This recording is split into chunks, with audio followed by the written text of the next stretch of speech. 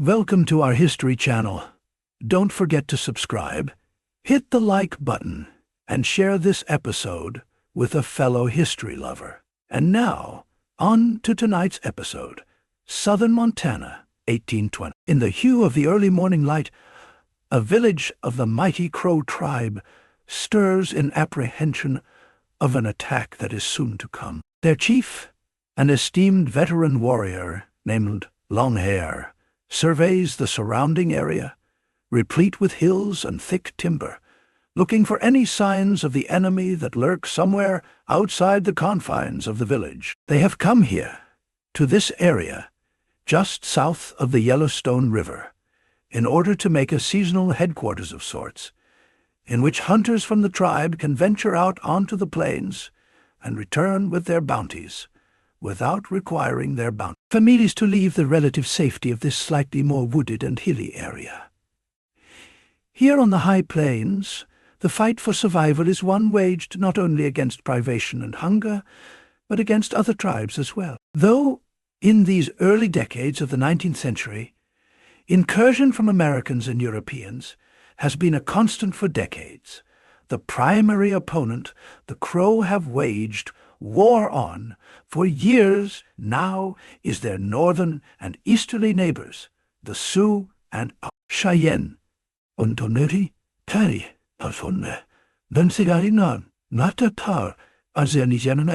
The year prior to this, in 1819, the Crow had suffered a devastating defeat, not far from here, at the hands of the allied forces of Sioux and Cheyenne, themselves having banded together against the Crows in interest of driving out their mutual enemy.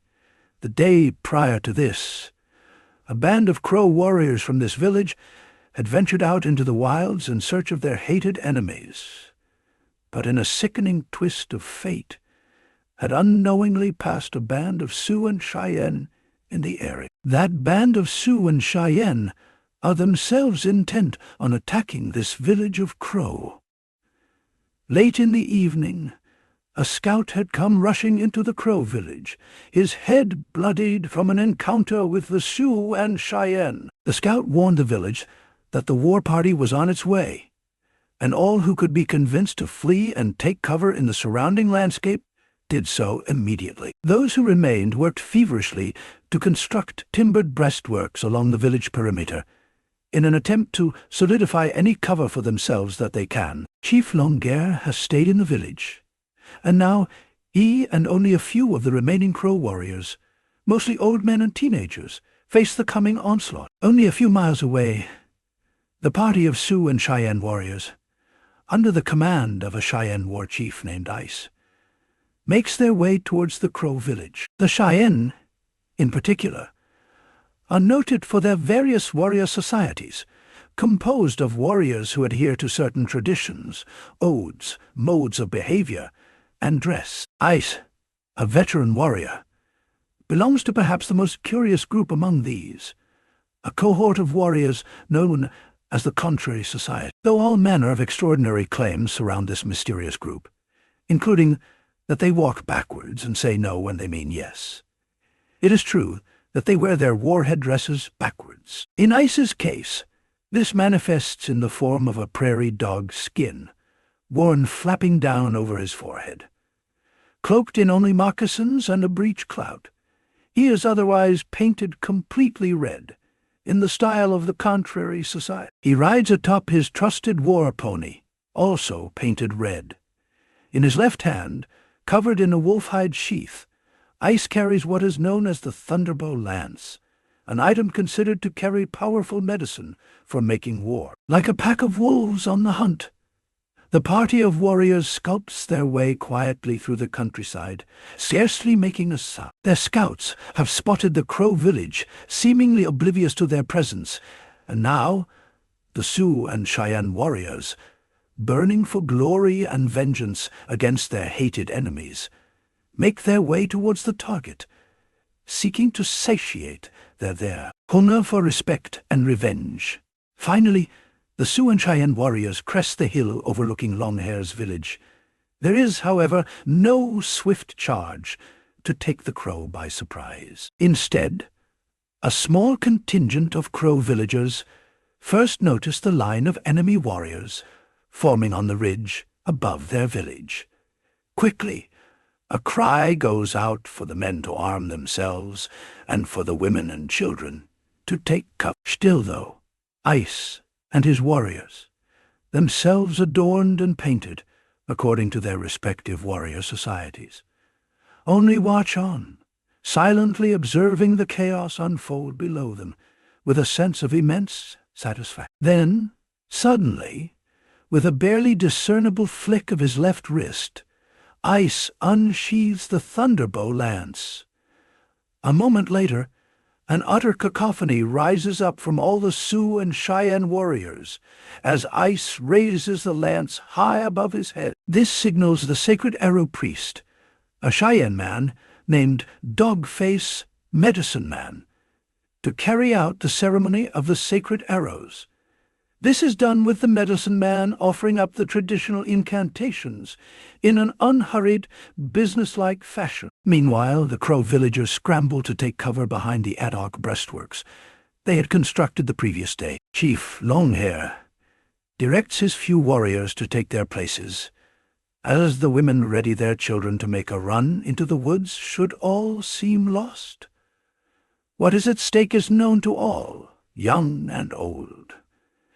Plains warfare is not for the faint of heart. With virtually all fighting-age males, especially those unfortunate enough to be captured alive, being killed without question. The women and children, lucky enough to survive the attack, would find their old lives to be distant memories, as their best hope for the remainder of their lives would be to avoid abject servitude by being adopted into their captor's tribe. This long-standing enmity was born out of the brutal nature of the struggle to survive in these environments, and fomented by the necessity of war as a means of social mobility within warrior culture. Raids like these are not only commonplace, but a critical component of societal structure among many Plains tribes. Still, the visceral, bloody nature of riding, even in the unforgiving world of the High Plains, seldom, if ever, becomes a banal experience for any of those involved. Now, as the horrified screams of the women and children lilt upwards towards his position on the hill, Ice again raises the thunderbow lance in his left hand, signaling his warriors to be ready to charge. There is still, however, one point of unfinished business, a matter of honor, that Ice must fulfill before he and his men can strike the Crow village. A veteran Cheyenne warrior named Two Twists, his hair worn in two long braids, rides forward to the front of the line. He, too, is covered in war paint and carries a large rawhide shield on his left arm. In his right hand, he carries a large steel Spanish saber. Two Twists has made a vow to his grandfather, a respected Cheyenne chief named Red Painted Robe, that he would avenge the loss of the old man's beloved son to the Crows the year prior by being the first and only warrior to broach the perimeter of Oaks, the next Crow village he and his cohorts were able to find. Now, in keeping with his vow, Two Twists raises his saber high above his head, begins to sing his death song, and urges his war pony forwards towards the Crow village at a full gallop. To the whoops and cheers of his Sioux and Cheyenne comrades, Two Twists bears down upon the Crow breastworks. Now the lone rider in the no-man's land between the Sioux and Cheyenne on the top of the hill, and the Crow village at the bottom. As he comes within range of the Crow village, a hailstorm of bullets and arrows fired by the beleaguered force of aged men and young defenders fly all around him. Yet, miraculously, Two Twists remains untouched, as he charges forward undaunted, seeming only to gain speed with his downhill trajectory. In mere seconds, Two Twists' pony jumps the timbered breastworks of the Crow, situating him alone, squarely in the middle of a group of dozens of Crow villagers. He rides through the crowd, and, still at top speed, decapitates an unfortunate lone Crow warrior he manages to separate from the crowd. With his mount, his weapon, and his own body now covered in blood, he wheels his horse around, and again, jumping the Crow fortifications, makes a mad, victorious dash back towards the cheering Sioux and Cheyenne lines. Two Twists arrives safely back to the lines of his tribesmen, as they exhort his bravery with shrill cries and whoops of admiration. Now, wide-eyed and coursing with adrenaline, Two Twists pauses only momentarily to let his horse catch its breath, before again thumping his moccasined feet into the animal's ribs, beginning yet another one-man charge. Again he charges, saber held aloft, and again crests the defenses of the Crow. But this time Chief Longhair and the desperate Crow defenders meet him by swarming upon his horse and smothering the animal's progress, before managing to unseat Two Twists and pull him to the ground. He then disappears under a wave of crow fists and clubs.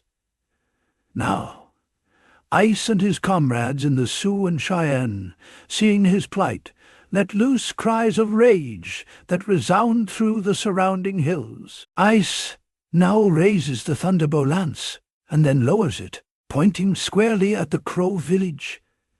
The instant this signal is given, the Sioux and Cheyenne warriors make their charge, their horses thundering towards the Crow defenses. Again, Chief Longhair and his contingent of teenagers and elderly men launch a volley of musket fires and arrows at their attackers. But again, their efforts make little effect, as the Sioux and Cheyenne pour over and tear down the Crow defensive works, killing any fighting-age male or resisting Crow in their path. The Crows now split into several separate groups, which huddle together in defense and make a last-ditch effort to attempt to get their women and children to safety. One of these groups, with Chief Longhair in command, manages to make their way to the outskirts of the village, then begins to make a desperate sprint for the hills. Chief Longhair and the remaining warriors in this group make a heartened stand against the small group of Sioux and Cheyenne who break off from the village to attack them, and the chief and this group are in fact able to slip away into the cover of the timber. Unfortunately for the Crow remaining in the village, there is now no chance of escape, and they are left to draw the full ire of their Sioux and Cheyenne attackers. As the bodies of their friends and kinsmen are scalped, the women and children are gathered up and taken prisoner. Some of the elderly women are sent away and told to find their people and report to them what has taken place here. One of these women, completely blind, begs for the release of her daughter, who she says acts as her only helper in life. In a show of mercy, the woman's daughter is freed and allowed to accompany her mother on their flight. The Crow men who have been captured, however, are shown no such clemency. To a man, they are all put to death at the end of lances and clubs, as their friends and families helplessly watch on. Then, after the Crow village is looted, the captives are secured, and the trophies of war properly claimed by each warrior. Ice and his band of warriors disappear over the hill, with the only trace of the Crow village now being the empty shells of the Crow village, now being the empty shells of its lodges and the weeping and lamentations of the prisoners. Great glory has been won this day, perhaps most prominently by Two Twists, who had in fact managed to fight his way out of the swarm of Crow defenders and carry on the attack with his fellow warrior. He will go on to become not only a legendary warrior, but a revered chief. Meanwhile, Chief Longhair and his band of survivors will indeed, in the next few days, find and rejoin the band of warriors that had left their village in search of the very Sioux and Cheyenne who had attacked. The torrent of grief and sorrow that must have been unleashed at the news of the attack and the resulting devastation can only be imagined, though its exact recollections will go unrecorded. What will be remembered, however,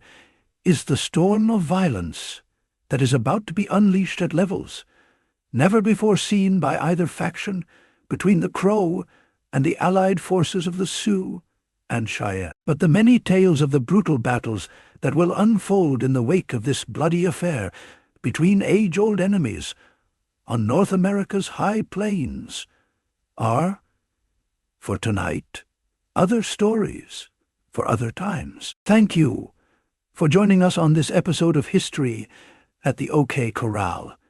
Be sure to click the like button, share this episode with a friend, and become a subscriber. Also, if you'd like to support our work and gain early access to episodes, as well as ad-free viewing, you can become a member of this channel by clicking on the Join button below. Thank you again for watching, and we'll see you next time on History at the OK Corral, home of history's greatest shootouts and showdowns.